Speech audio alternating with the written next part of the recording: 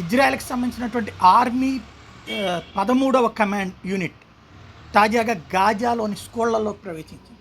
నేను ఇంతకుముందు చాలా రోజుల నుండి చెప్పుకొస్తున్నా. మసీదులు, స్కూళ్ళు, ఆసుపత్రులు, యూనివర్సిటీలు, అలాగే శరణార్థి శిబిరాలు, ప్రతి చోట కూడా పైన జనం ఉంటారు, కింద తీవ్రవాదులు ఉంటారు. సొరంగాలు పెట్టుకుని నడుపుతుంటారు. ఒక సొరంగం నుంచి ఇంకో సొరంగంలోకి దారికి ఉంటుంది.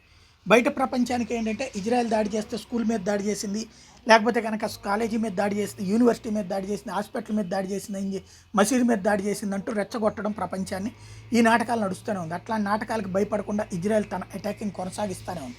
తాజాగా చూస్తే స్కూళ్ళల్లో ప్రవేశిస్తున్నటువంటి వాళ్ళని తాజాగా ఇజ్రాయెల్కి సంబంధించినటువంటి వాళ్ళు స్కూళ్ళల్లో ప్రవేశిస్తుంటే అక్కడ హమాస్ తీవ్రవాదులు అడ్డుకునే ప్రయత్నం చేశారు.